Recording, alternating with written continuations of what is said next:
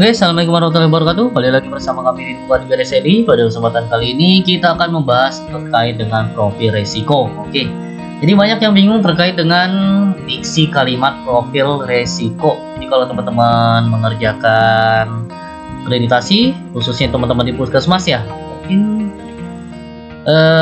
pada proses manajemen resiko di bab 5 ada bahasa rumah sakit puskesmas membuat profil resiko. Nah, profil risiko ini seperti apa sih gitu? Apa bedanya dengan evaluasi risiko? Atau contohnya tuh kayak gimana gitu? Oke, pada video kali ini kita akan sharing bagaimana rupa dari sebuah profil risiko di puskesmas. Oke. Sebelum itu silakan teman-teman download dulu Permenkes nomor 25 tahun 2019 tentang penerapan manajemen risiko terintegrasi di lingkungan Kementerian Kesehatan gitu. Kenapa saya minta teman-teman download? Karena di contoh ini saya kira di Permenkes ini saya kira ini bisa menjelaskan proses manajemen risiko secara sederhana gitu. Oke, jadi kita masuk aja. Ini terlalu gede ya. Oke. Ini lumayan lengkap teman-teman prosesnya dari awal sampai akhir. Dari mulai identifikasi bahaya, lalu di grading resikonya, dibuat rencana tindak lanjutnya, sehingga terbuat suatu profil resiko. Oke. Jadi kalau melihat dari Permenkes ini, dalam melakukan manajemen risiko itu ada yang namanya tim penyelenggara manajemen risiko gitu. Jadi prosesnya tanggung jawabnya ya seperti ini gitu. Kita lanjut aja langsung ke proses ya. Mana ini teman-teman lumayan lengkap sih. Jadi kalau teman-teman baca satu persatu harusnya sih mudeng atau harusnya pasti paham dengan konsep manajemen risiko secara sederhana gitu. Ini sebenarnya kayaknya kalau ngelihat Permenkes itu hanya berlaku di lingkungan Kementerian Kesehatan ya. Tapi kalau untuk dipakai di puskesmas harusnya sih bisa, karena kan turunan dari Kementerian Kesehatan juga nggak sih gitu. Oke. Nah nih contohnya. Oke, ini dia nih.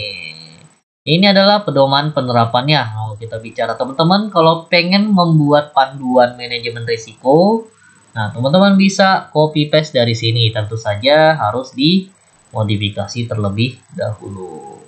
Oke. Mohon maaf.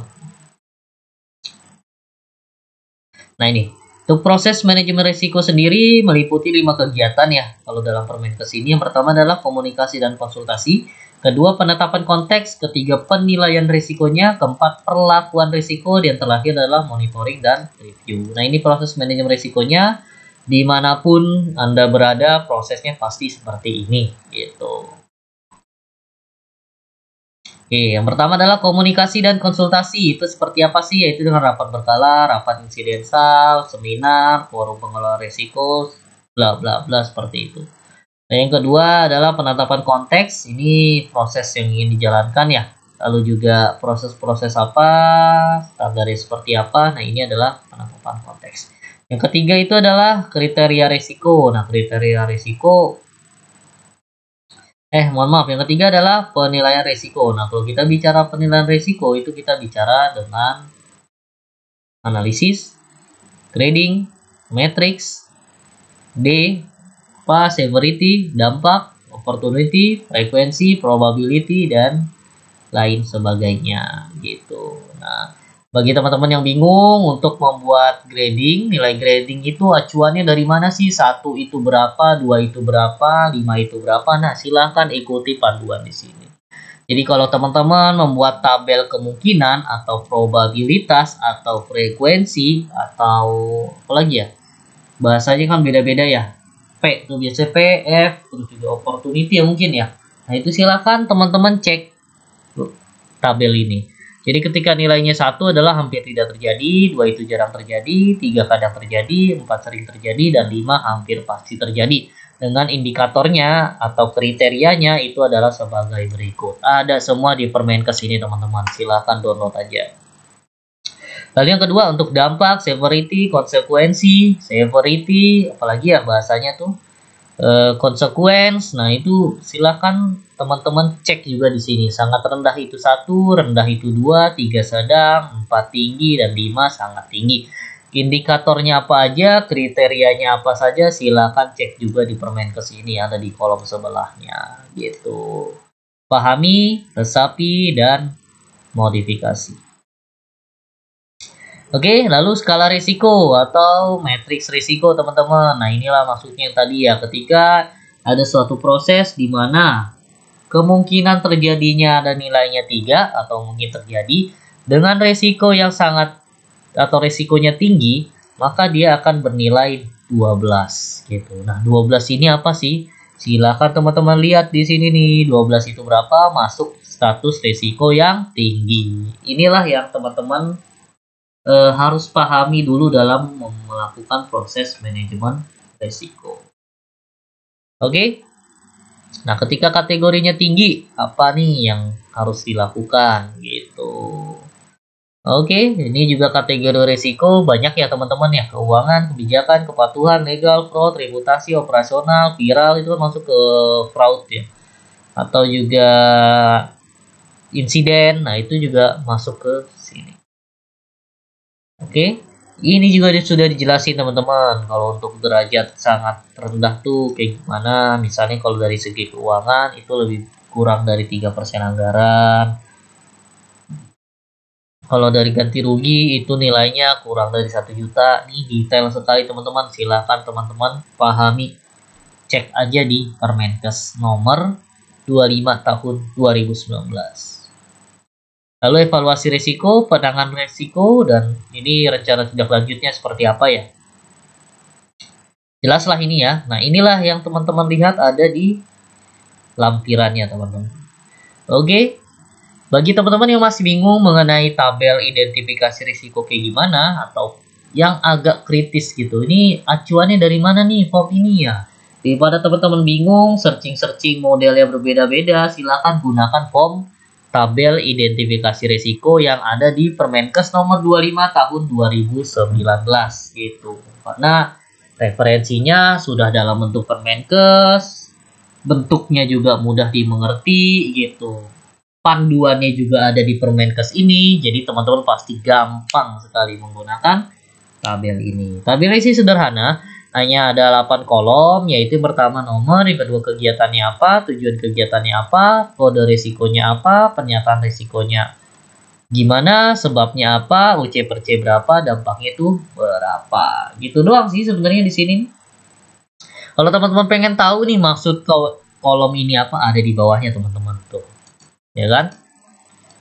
Ada semua nih. UC tadi maksudnya apa? UC itu uncontrol yang tidak dapat dikendalikan. Kalau kontrol itu dapat dikendalikan oleh unit kerja. Itu aja kode risiko. Maksudnya apa sih kode risiko? Nah, ini nomor risikonya berapa gitu. Tadi kan ada di atas contohnya ya. Kodenya itu kode berapa aja. Pernyataan risiko nih. Apa sih pernyataan risiko? Nah, ini pernyataan risiko potensial. Contohnya juga ada di atas teman-teman. Silahkan dicek itu pernyataan risiko tuh yang seperti apa, itu ada di sini semua gitu. Oke. Nah, ini untuk tabelnya yang pertama. Lalu yang kedua, silahkan cek lampiran kedua, itu tabel analisisnya. Oke. Nah, kalau untuk sudah bicara analisis, maka kita bicara grading yang tadi nilai 1 sampai 5, lalu ada dampak, ada frekuensi, lalu ada nilai resiko atau tingkat resikonya. Jadi ketika teman-teman unit mengisi form lampiran pertama, form pertama ini diisi oleh unit ya.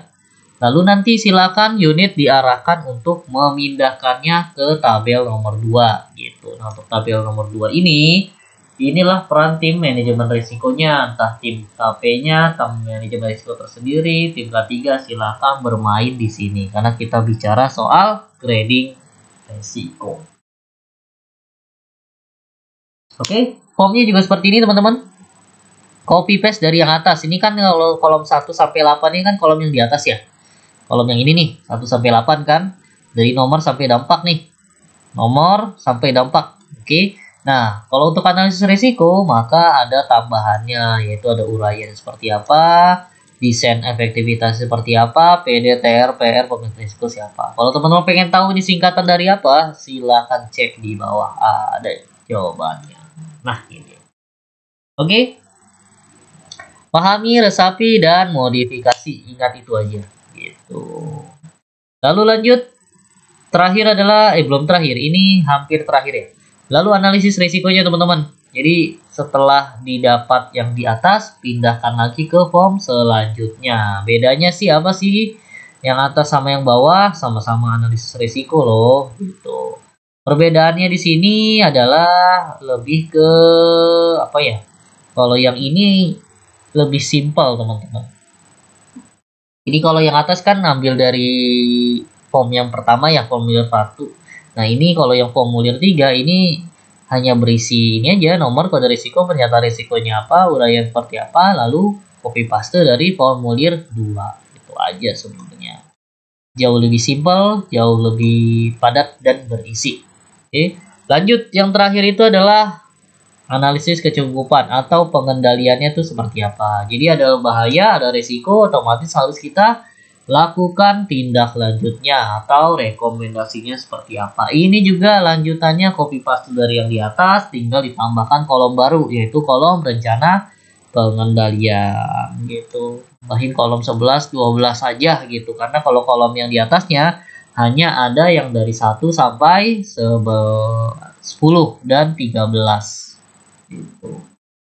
Nah, lalu untuk profil resikonya seperti apa sih? Nah, jawabannya ada di sini teman-teman nih. Itu ada di Permenkes ini, yaitu di formulir terakhir. Oke, ini ada formulir 5 yaitu tabel laporan pemantauan. Jadi ketika sudah jadi, formulir 4 sudah jadi, maka wajib dilakukan pemantauan apakah dari rencana tindak lanjut yang sudah dibuat sudah terrealisasikan atau belum. Makanya kalau pemantauan ini biasanya dilakukan secara berkala, entah itu 3 bulan, 6 bulan, atau 1 tahun sekali. Formulirnya pun seperti ini teman-teman. Proses risikonya apa, aksinya apa, outputnya apa, targetnya apa, dan realisasinya apa. Waktu implementasi kapan, PJ siapa, tren atau risikonya apa. Oke, ini juga ada di sini teman-teman. Contohnya, misalnya kegiatan pengelolaan SDM. Tujuannya SDM yang efektif, yaitu masalah risiko prioritasnya adalah data kepegawaian tidak akurat. Alternatif penanganan risikonya adalah dengan melakukan sinkronisasi data. Oke, di data A dengan data B itu akurat satu sama lain. Pengendaliannya apa? Yaitu sudah dilakukan sinkronisasi, atas sebagian ternyata hasilnya itu tidak efektif atau kurang efektif, sehingga dibutuhkan pengendalian gitu. Oke. Lalu diisi pengendalian yang ada itu ternyata masih kosong, rencana pengendalian apa? Sinkronisasi. Lebih sering, yang biasanya 6 bulan sekali jadi sekarang dibuat setiap bulan sekali gitu. Inilah maksudnya teman-teman, yang unit buat tuh seperti ini, sehingga akan didapat satu dokumen penanganan atau pengendalian risiko yang komprehensif gitu. Oke, dan yang terakhir, belum terakhir, ini adalah pengelolaan SDM-nya. Panjang juga ya teman-teman ya, saya kira ini cuma sedikit tapi ternyata detail sekali. Nah ini lanjutan dari form atasnya. Jadi ketika ini sudah dilakukan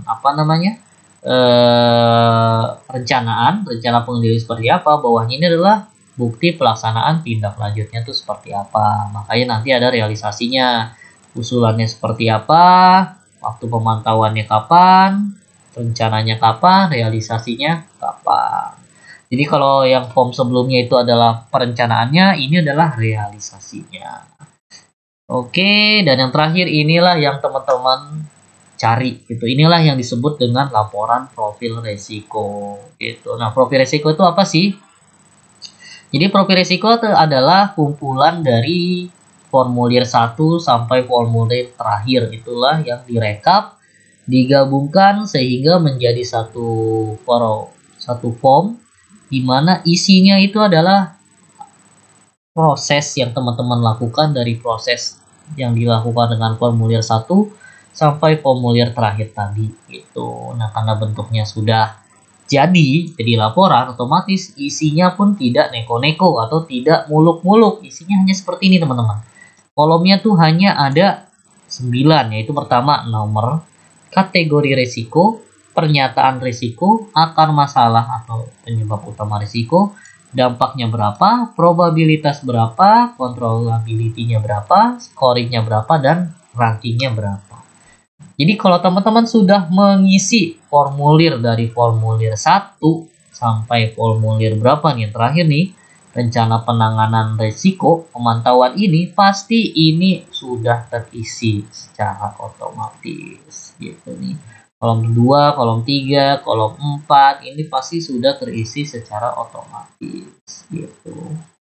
Tinggal teman-teman paling tinggal lakukan gradingnya aja, nilai dampaknya berapa, nilai probabilitasnya berapa, dan nilai controllability-nya itu berapa, sehingga didapatlah scoringnya nilainya berapa dan dapat rankingnya tuh dia ranking berapa. Inilah yang disebut dengan profil resiko. Jadi teman-teman gak perlu bingung, karena kalau teman-teman googling profil resiko, pasti jawabannya beda-beda, contohnya beda-beda, terus juga kadang nggak nemu gitu, malah isinya ngaco gitu. Nah, daripada teman-teman menghabiskan waktu dengan googling seperti tadi, silahkan buka aja Permenkes nomor 25 tahun 2019, karena di dalamnya sudah ada alur proses manajemen risiko, mulai dari identifikasi sampai pembuatan profil risiko.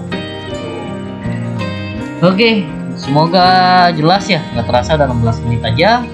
Mungkin dari saya sekian, terima kasih sudah menonton.